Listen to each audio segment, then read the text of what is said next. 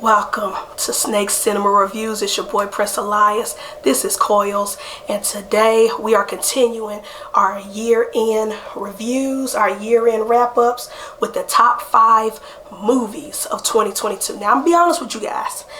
I had a list of everything I wanted to see in theaters this year, and I didn't do half of that shit because of my busy schedule. My personal business, Creative Reptiles, have been super busy this year. Not complaining at all. And then I have my regular 9-to-5 job. So I just haven't been able to hit the movie theaters like I wanted to. But the movies I did see, I saw plenty enough to make a top 10 list or top 5 list. So we're going to get it going. If Coils just act right with me. But so let's get started with just like our music review. Honorable mentions, the movies that I enjoyed, but probably not to the extent as the 5 that I got up top. So let's get started with honorable mentions. So, first honorable mention is Prey, the prequel to the Predator franchise, I believe. Yeah, I was about to say Aliens. That was not it. I'm sorry, y'all. I was about to say the wrong thing. But Prey is the prequel to the Predator franchise.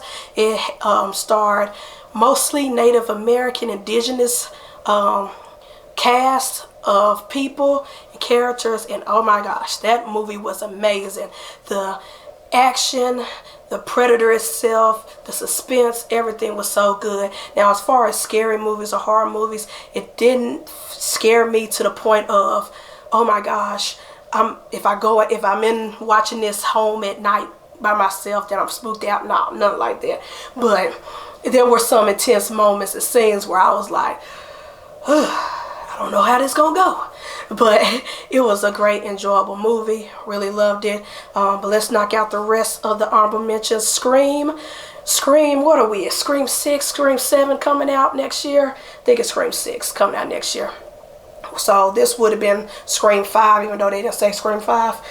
I don't know, but this franchise has been around forever. I remember watching the very first Scream growing up as a child when I was too young and wasn't supposed to be watching it, but I was sneaking and watching it anyway. And then I watched all the other sequels. Some are great, some are trash, some are great trash.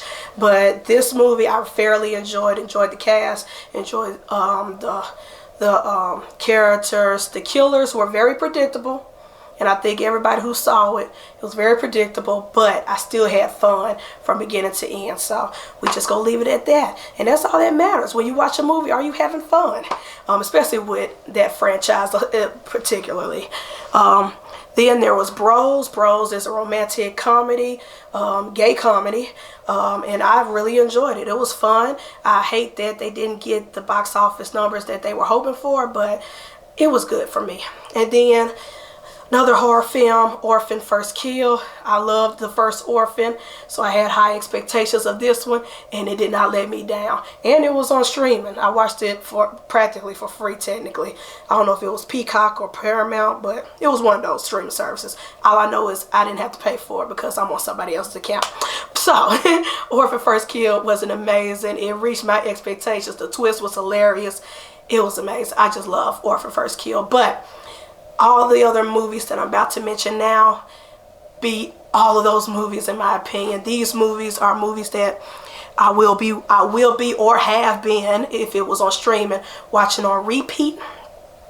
And I just really, in some of these movies I went and saw twice in the theater. So when I did get a chance to go to the theater, so that lets you know how much I feel about them. So let's get started with the top 5. And number 5, just like the Weekend album, I forgot came out this year. I forgot this movie came out this year. I thought it was last year, but I did watch it early this year. And that is The Batman. Robert Pattinson, Zoe Kravitz, the whole Colin Farrell, the whole cast. It was amazing. I love this version of Young Batman, and I can't wait for the sequels. Hopefully, DC is in a rough spot right now, with James Gunn taking over and the DCU pretty much getting killed. But I think this one and the Joker is pretty safe so far. Knock on wood. We'll see what James Gunn does as head of DC over there at Warner Brothers. But this movie itself, The Batman, the younger version with Robert Pattinson, he killed it. I loved it. It was amazing. I watched it 3 or 4 times. I watched it twice in the theater, and then I think maybe twice when it got on HBO Max. So lets you know how much I just love this rendition of Batman. I love Batman in general. He's probably the only DC character I really care about, honestly. But yeah, I love this one the most so far. So that tells you, and I love all the other Batmans of the past, but I like this one more. So we need more goth emo young Batman, aka Robert Pattinson. He did great. Number 4, I did not see it when it came out in theaters, and I regret it because I really wanted to see it in theaters, but it just, life was busy and it just slipped my mind. But I did get to see it when it dropped on Netflix. Thank you, Netflix. And that is Bullet Train. Bullet Train is one of those assassin movies. I think it's starring Brad Pitt. Yeah, of course. I think it is starring Brad Pitt, but it's one of those assassin action films, comedy. I was laughing my ass off the whole time. The kills were amazing. It was just a fun ride, you know, pun intended. It was a fun ride. It was amazing. Bullet Train, ever since it dropped on Netflix, I done watched it about 4 times. I ain't gonna lie. It's that good. It's kind of like what Kill Bill is to some people for me. When you see it on, if you see it on TV, you just gotta stop and watch it. Bullet Train is there for me, and I purposely watched it multiple times. So anytime you get a movie where you can watch on repeat back to back and not get tired, not get sick of it, it's a good movie. It's just a fun, wild ride, pun intended. Number three, Woman King, starring Viola Davis. That film, woo! If you have not seen my Woman King review, go back and check it out. I'm not going to go into details of why I love this movie. I just love this movie so much. It's amazing.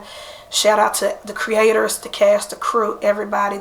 And not only was it an amazing action film, but it's a beautiful made film. The cinematography, y'all, the best way to win me over as a photographer and videographer is having great cinematography.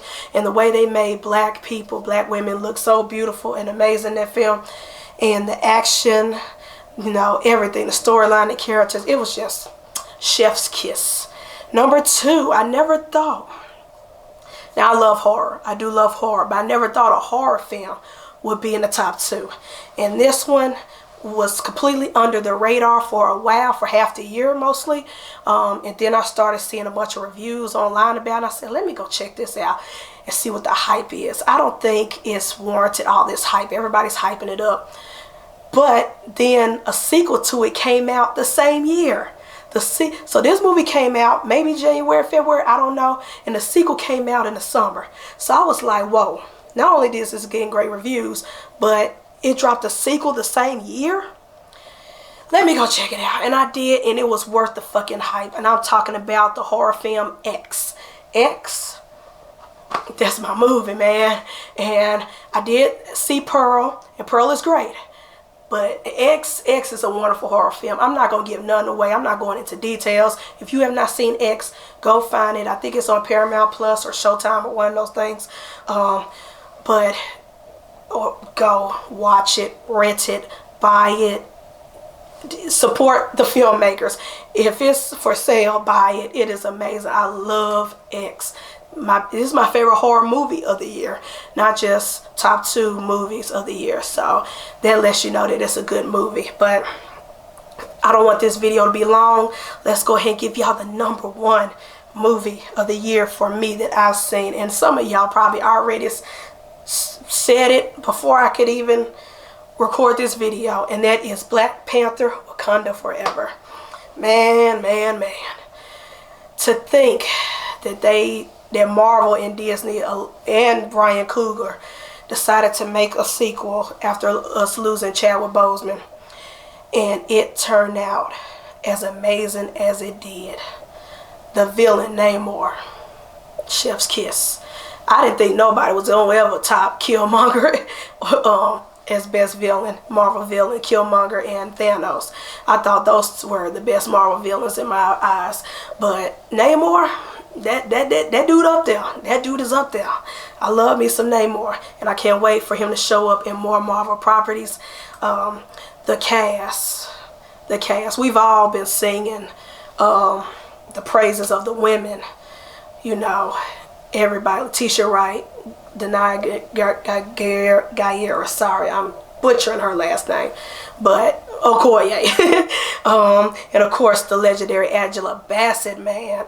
It's just, that movie was perfect. It's the perfect Marvel sequel in my eyes. It's the perfect Black Panther in my eyes. And I hate that we lost Chadwick Boseman. I wish he did not pass away, but I think this was a perfect love letter and goodbye and honoring him, as well as just being a great film. So with that being said, that was my top 5 films of 2022. And I still got to play catch up because it's almost Christmas. It's like December 20th that I'm recording this video. And there are multiple movies this week and next week that are dropping on streaming services that I need to watch. So there's probably going to be more films that I wish I have on this list. This list is definitely going to change. I still haven't watched Glass Onion and a couple of other films that haven't been out yet. There's a new Whitney Houston biopic that's coming out this week. And so I know that at least my honorable mentions, it might be Swish, flip-flop, whatever, but as of right now, as of December 20th, this list is my top movies that I've watched this year that I love.